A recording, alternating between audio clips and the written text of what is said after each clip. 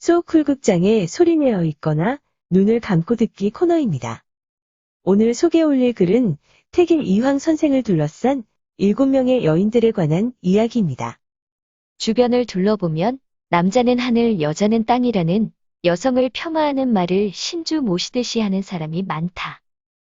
그러한 주장을 하는 사람들은 대개 그 움직일 수 없는 근거로 유학, 더 나아가서 신유학인 성리학을 꼽고 있다. 과연 그럴까? 한국을 대표하는 성리학자로 우리나라뿐만 아니라 전 세계가 인정하는 퇴계 이황 선생에게 한번 여쭈어보자. 천원권 지폐의 모델이기도 한 퇴계 이황은 가정적으로 그렇게 행복한 사람은 아니었다. 오히려 불행한 인물이라고 할 수 있다.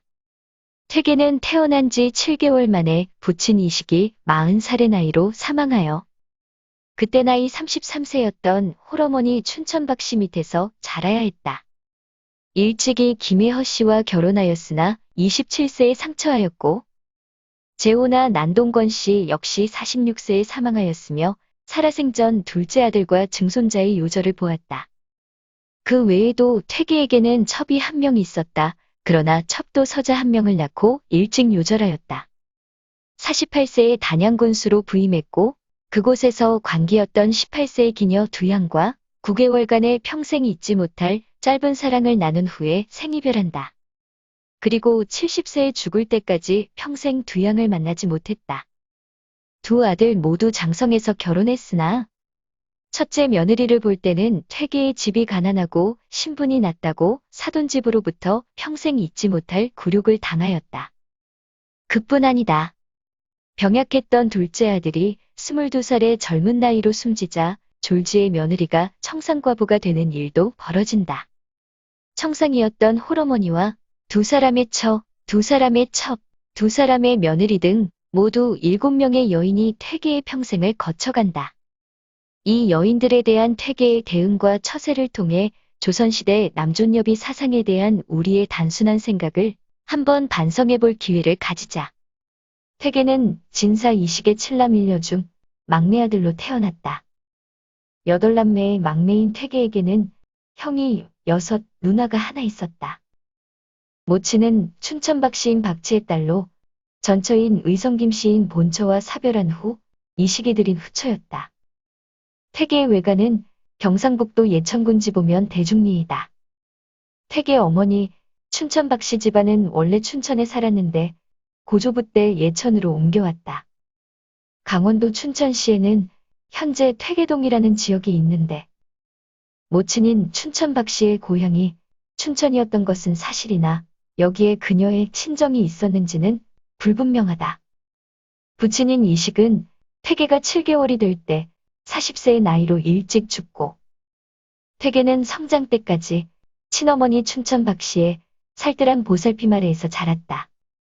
퇴계의 어머니는 33세의 홀몸이 되어 자신보다 9살 어린 큰아들을 포함하여 전실아이 넷을 보탠 8남매를 홀로 길쌈이며 농사일, 양장까지 하면서 잘 길렀다. 퇴계의 성품을 잘 드러내는 일화가 있다. 자기 집에 논이 물목 가까이 있어 어려움이 없었음에도 물이 부족한 다른 집 농사를 위해 퇴계가 논을 밭으로 만들었다. 남을 위해 자신을 희생하는 덕행을 실천한 것이다. 이러한 막내 아들의 깨끗한 성품을 잘하는 어머니는 늘 당부했다. 너는 벼슬을 하더라도 자그마한 마을의 책임자 노릇이나 하도록 해라. 내 뜻이 워낙 원대하여 중앙정부의 고관벼슬은 견뎌내지 못할 것이다. 퇴계는 묘비명, 정경부인 박씨묘갈에서 모친의 일생을 회고한다. 아버님이 병으로 돌아가셨을 때 큰형이 겨우 장가들었을 뿐이었다. 그 나머지 어린 것들이 앞에 가득할 뿐이었다. 부인은 자식은 많고 일찍 홀몸이 되어 장차 집안을 유지하지 못할 것을 뼈아프게 염려했다. 그 때문에 더욱 농사짓기와 양자밀에 힘을 써서 옛살림을 잃지 아니했다. 여러 아들이 점점 장성하게 되자 가난한 중에도 학비를 내어 먼 데나 가까운 데나 취약을 시켜서 매냥 훈계하였다. 무릇 문장에만 힘쓸 뿐 아니라 특히 몸가짐과 행실을 삼가하는 것을 중하게 여겼다. 항상 간절히 타이르기를. 세상에서는 보통 과부의 자식이라 옳게 가르치지 못했다고 욕을 할 것이다. 너희들이 남보다 100배 더 공부에 힘쓰지 않는다면 어떻게 그런 비평을 면할 수 있겠느냐고 했다.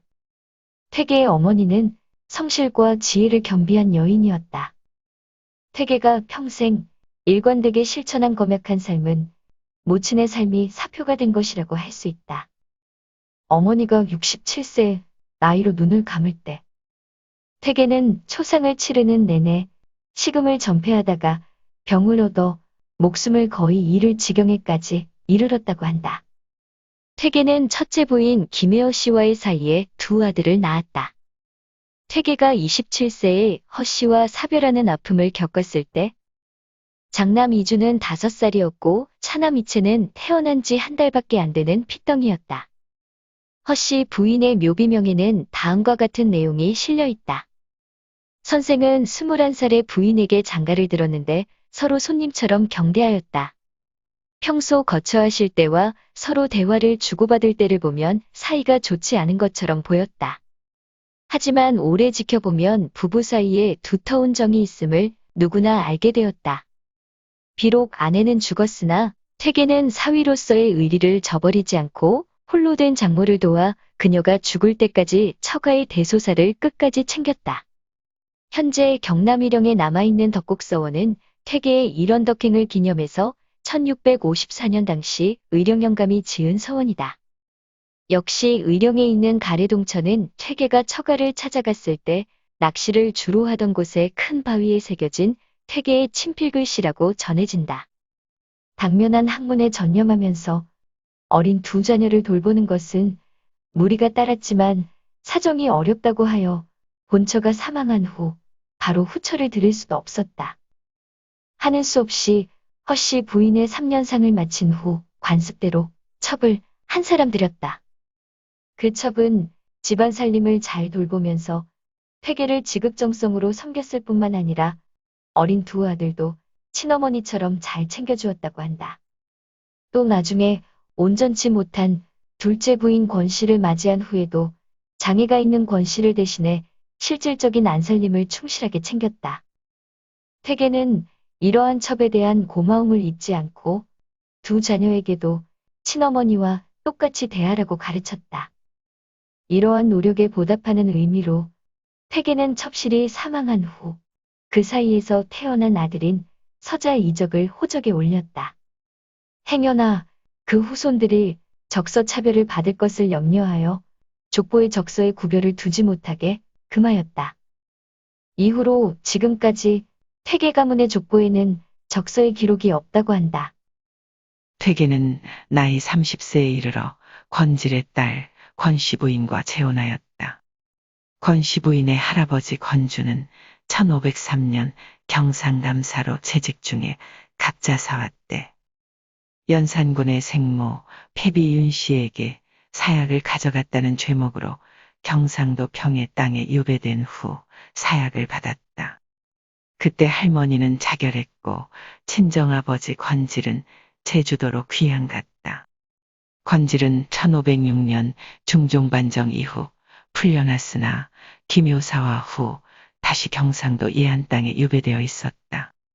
그곳 예안 땅에서 권질은 퇴계를 불러 자신의 딸을 의탁하였다. 딸을 부탁할 때 자신의 딸이 어려서 집안의 모진 일을 겪은 후 정신이 혼미하여져서 아내로 데려가려고 하는 사람이 아무도 없다는 사실도 알리면서 부디 죄인의 소원을 들어주시게나 하고 딸을 부탁하였다. 오랫동안 침묵하던 퇴계는 예 고맙습니다.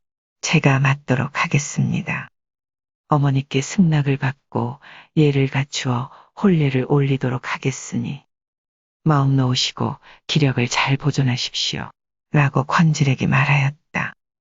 그리하여 권질이 예안으로 유배된 지 9년이 되는 해인 1530년에 퇴계는 권씨 부인을 맞이하였다. 둘째 부인인 권씨 부인은 부족한 부분이 많아 태계는 마음고생을 많이 하였다.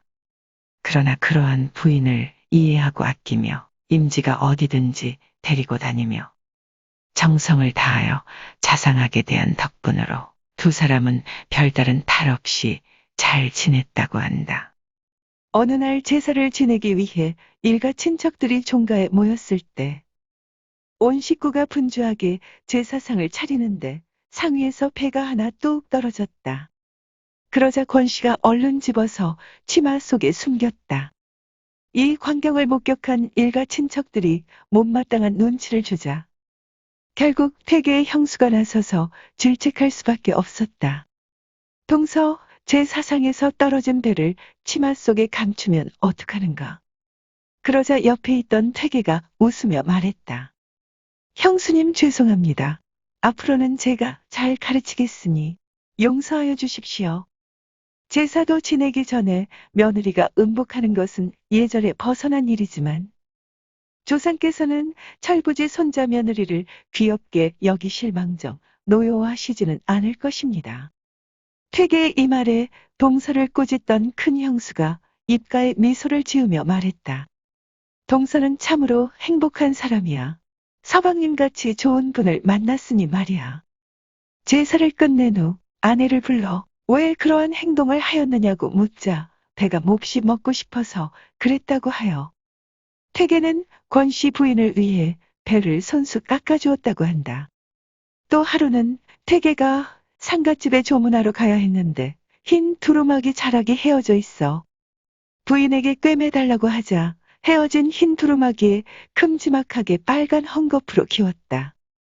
상가에서 사람들이 흰 두루마기를 어찌 빨간 헝겊으로 기워 문상에 걸맞지 않은 모습을 하고 왔느냐 고했지만 태계는 웃으면서 말했다고 한다. 모르는 소리 하지 말게나. 붉은색은 잡기를 쫓는 것이라네. 우리 부인이 나를 생각해서 이렇게 해준 것인데 어찌 이상하다고 말하는가. 이처럼 권 씨 부인이 정신적 장애를 앓고 있음에도 불구하고 태계는 끝까지 그녀를 아끼고 존중하였다. 1546년 47세 때 권 씨 부인과 혼인한 지 16년이 되는 해였는데 부인이 출산 중 난산으로 사망하였고 태어난 아이도 며칠 후에 죽고 말았다. 전처소생의 두 아들은 평소 친어머니처럼 깍듯이 예우할 것을 당부한 아버지 태계의 말대로 계모권 씨 무덤이 있던 산기슭에 여막을 지어 심여살이하였고 태계는 그 건너편에 암자를 짓고 1년여를 기거하였다. 평소 태계는 자녀들에게 친모와 계모를 차별하는 것은 잘못이니 그러한 행동을 하지 말라고 타일렀는데 그 가르침 때문인지 자녀들은 권 씨 부인을 지극정성으로 모셨다. 태계 또한 아내의 제삿날이 되면 아무리 귀한 손님이 찾아와도 손님 접대 후 자신은 고기와 술을 먹지 않았다고 한다. 남은 부분은 다음 주에 계속하겠습니다. 퇴계와 기녀 두 양과의 로맨스가 다음 주 이야기의 중심입니다. 용어 해설에 올리겠습니다. 전실은 전처의 높임말입니다. 묘갈은 무덤 앞에 세우는 돌비석을 말합니다. 적서는 적자와 서자라는 말입니다. 여막은 상주가 무덤을 지키기 위하여 그 옆에 지어놓고 거처하는 초가입니다. 심유살이는 부모상을 당했을 경우 묘지 옆에 여막을 짓고 3년간 생활하며 부모님이 살아계실 때와 마찬가지로 모시는 생활을 말합니다. 참고한 문헌 및 자료 출처 소개에 올리겠습니다. 윤사순 교수가 지은 퇴계 철학의 연구와 퇴계 이황, 그리고 신규현 교수가 지은 퇴계 이황을 참고했습니다. 또 정창권 교수가 지은 책, 조선의 부부에게 사랑법을 묻다와 최인호 선생이 지은 소설 유림도 참고했습니다. 또 선조유목 첩과 문화재청의 국가문화유산 포털, 충북 청주시의 문희문화재 단지와 충청북도 단양군청 홈페이지도 참고 인용했습니다. 전재홍 기자의 강원도민일보 기사와 사진, 국립중앙박물관의 박물관신문, 위키백과와 나무위키의 기사도 참고 인용했습니다. 김지지의 블로그 지지엔지와 이한규 선생의 글도 참고했습니다. 국립대구박물관 소장 작품인 강세왕의 도산도와 간송미술관 소장 작품인 경제정선의 도산서원과 개상정거도 신윤복의 풍속도와 첩중 주유 청강도 참고했습니다. 소쿨극장입니다. 다음 주 토요일에 뵙겠습니다. 다음에 뵐 때까지 안녕히 계십시오. 고맙습니다.